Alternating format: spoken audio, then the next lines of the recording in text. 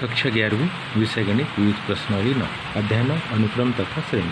किसी समांतर श्रेणी का पीवा क्यूवा तथा आरवा पद क्रमशः ABC है तो सिद्ध कीजिए कि Q minus R A plus are minus P B plus P minus Q c बराबरी से 0।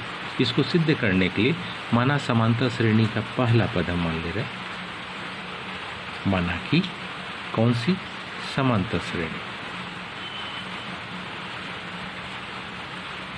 का जो पहला पद है, क्योंकि इसमें स्मॉल ए दिया है इसलिए हम पहला पद कैपिटल ए मान लेते हैं, तथा क्या सार्वंतर, क्योंकि डी इसमें कहीं नहीं है इसलिए हम डी को स्मॉल ही रखें तो कोई दिक्कत नहीं है। ए इसमें था इसलिए हमने सार्वंतर का समांतर श्रेणी का पहला पद ए मान लिया। इसलिए दी गई श्रेणी है ना, यह तब दी गई श्रेणी का कौन सा पद पीवा पद, दी गई श्रेणी का तब हम पीवा पद निकालते, यानी कि टीपी बराबरी से क्या निकलेगा ए प्लस ब्रैकेट में क्या क्यू माइनस 1 इंटू डी। इसी प्रकार से क्या दी गई श्रेणी का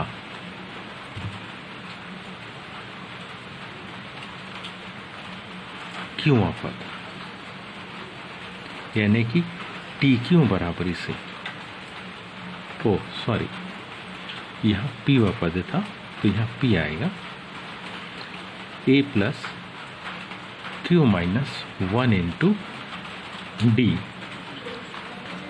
तथा इसी प्रकार से श्रेणी का कौन सा आरवा पद, जब श्रेणी का आरवा पद निकालेंगे तो टी आर बराबरी से A plus are minus 1 into D.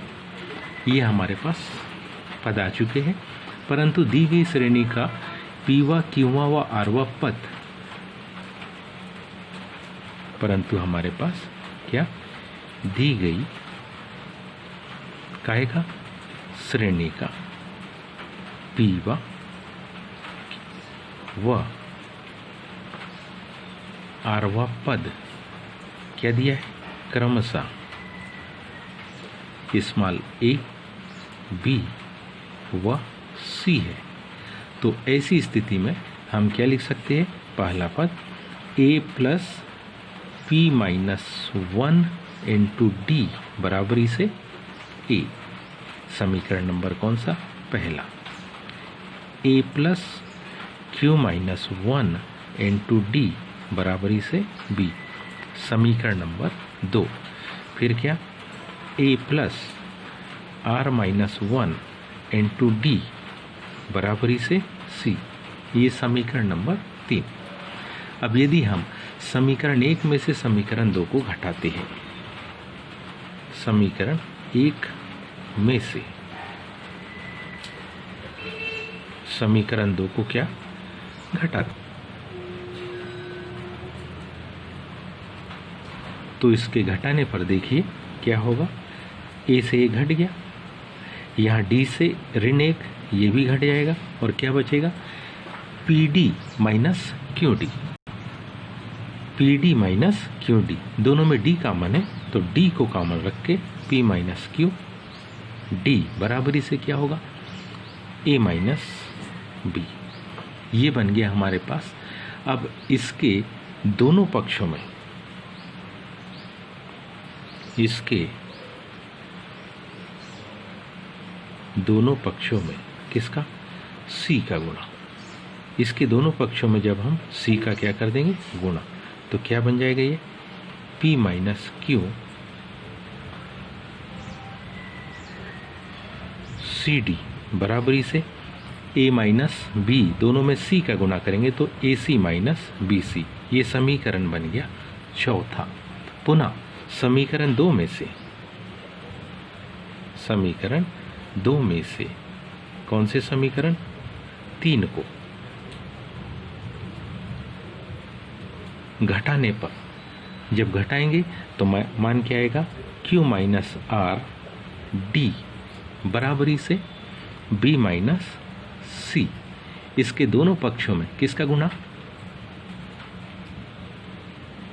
A का गुणा।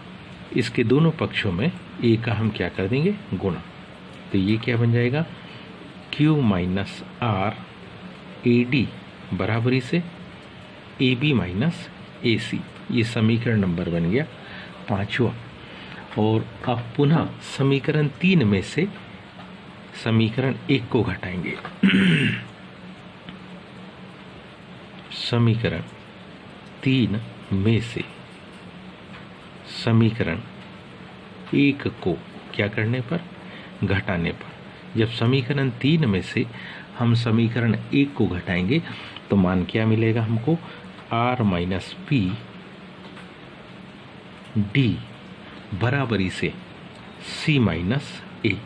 ध्यान दीजिए, किसी इसमें आपको a माइनस बी मिला था तो उसमें c का गुणा, कहीं आपको b माइनस सी मिला था तो वहाँ आपने a का गुणा, जब आपको c माइनस ए मिला तो इसमें किसका गुणा, b का गुणा। इसके दोनों पक्षों में हम b का क्या कर देंगे, गुणा।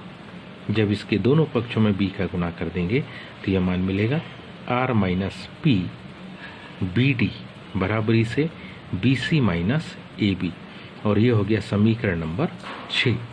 अब हम क्या करेंगे, सारे समीकरणों को जोड़ने पर, यानी कौन कौन से, समीकरण 4 धन 5 धन 6, समीकरण 4 धन समीकरण 5 धन समीकरण 6।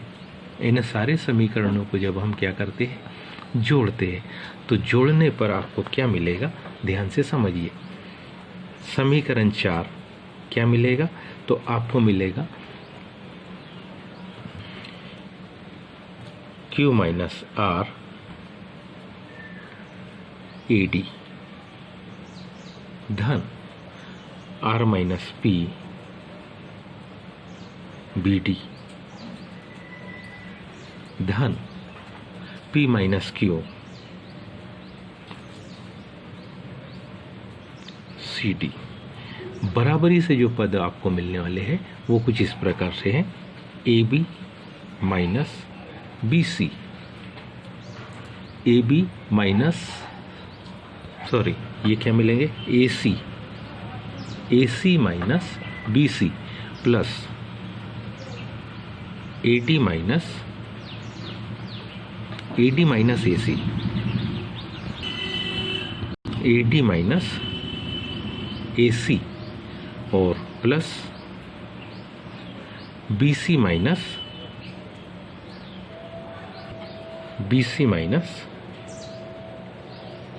ए डी। सॉरी, यहाँ जो पद आ रहे हैं उनको हम इधर दूसरी तरफ, इन और का पद है, पहला क्या, ए सी माइनस बी सी, फिर दूसरा पद होगा plus a B minus A c plus B C minus a b. अब ये सारे पद ए बी से ए बी घट गया, प्लस बी सी से बी सी घट गया, ए सी से ए सी घट गया, तो इनको जोड़ने पर अब बाईं तरफ सारे पदों में डी कॉमन था तो हम इसको ऐसा लिख सकते हैं। अतः क्या, यदि हम किसमें से Q माइनस, पहला पद हमारे पास यदि Q minus R A plus are minus P B plus P minus Q C, इन सारे पदों से यदि हम डी को कॉमन निकाल ले तो बराबरी से 0 और डी का भाग दे देने पर हम सिद्ध करने के तथ्य पर पहुंच गए। क्या, Q minus R A plus are minus P B plus P minus Q c बराबरी से 0। उम्मीद है आप सबको ये समझ में आया होगा। आज के लिए इतना ही, शेष कर धन्यवाद।